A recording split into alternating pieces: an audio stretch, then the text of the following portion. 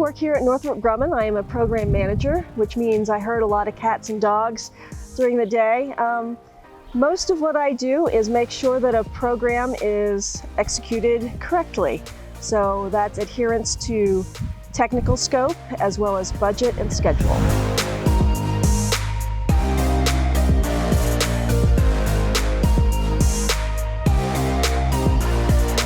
The division that I work for is called Space Systems, and what we are primarily known for is solid rocket motors. These are used to boost commercial payloads up into space, as well as for space exploration. So I started with my undergraduate career getting a degree in chemical engineering, thinking that, like all of my peers, I would go into the petroleum business because I grew up in Texas and that's what everybody knew. But I didn't feel like I knew enough when I graduated from college to get a real job, and so I went to graduate school and learned a little bit more and expanded my knowledge base. I ended up with a PhD in chemical engineering and material science with a focus on bulk superconductors. And then I realized, maybe a little late, that that was not what I wanted to do with my life, work in superconductors. So when I got my first real job in Washington, D.C. with the National Academy of Sciences and the National Research Council, I was afforded the opportunity to work on a number of different projects outside of the traditional chemical engineering base. And so I learned that there were fields for chemical engineers in pharmaceuticals, as well as personnel protection and Department of Defense type projects and energetics. And energetics, which is energetic materials, propellants, explosives, pyrotechnics, that was of great interest to me, and I'm glad that I learned about that because I had not heard about that when I was an undergraduate.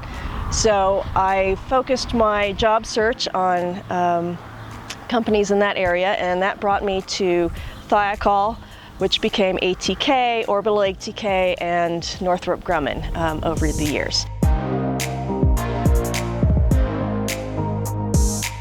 So my experience here at Northrop Grumman has been a very rewarding one. One of the things I've greatly appreciated is the ability to craft my own career path. So I haven't been stuck in a particular path towards a career goal or position. I've been able to work around in different areas within the company with different job responsibilities and objectives, and that's been a source of great personal and professional growth over the years, and it's helped me identify the things that I really enjoy about work and focus on those aspects as I go forward. From a young age, I've always been interested in science. My father was a chemical engineer by trade, but I think what really hooked me on STEM fields is the presence of some really excellent teachers I had.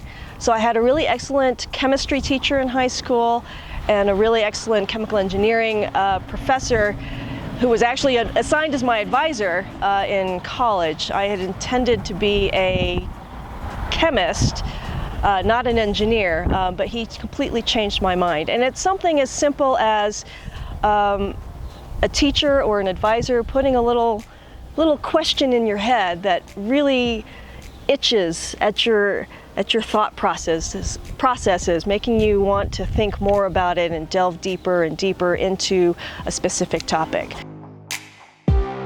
For me, involvement in STEM has not been a directed effort so much as always present in my life.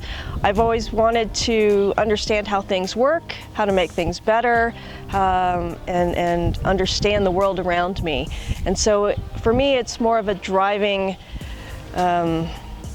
inquisitiveness about the world around me. So as far as educational pursuits to enable a good STEM career, obviously the major sciences are key to that. So math, of course, chemistry, physics, biology, all of these things are pathways to STEM fields. I know that one of the opportunities that kids have nowadays that I didn't have are a lot of robotic clubs, programming clubs, coding clubs, things of those nature. Those opportunities are out there nowadays, and those are great ways to expand your ability to apply the knowledge that you've learned in school.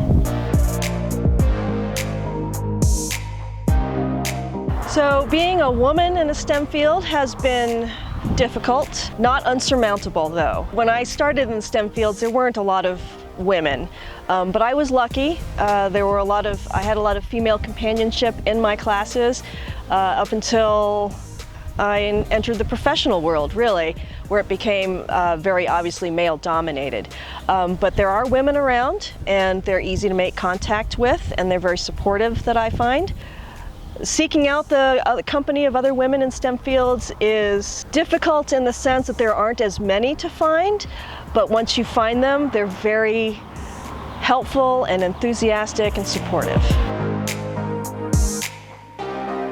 So as far as non-college routes to STEM fields, there are technical institutes. I've worked with a number of technicians who have graduated from those sorts of institutions, and they're fantastic workers. We get a great deal done in the labs, and their work is immensely helpful to the larger projects. I know that the military also has opportunities for people who test well in sciences to take a path that allows them to learn more about STEM type careers.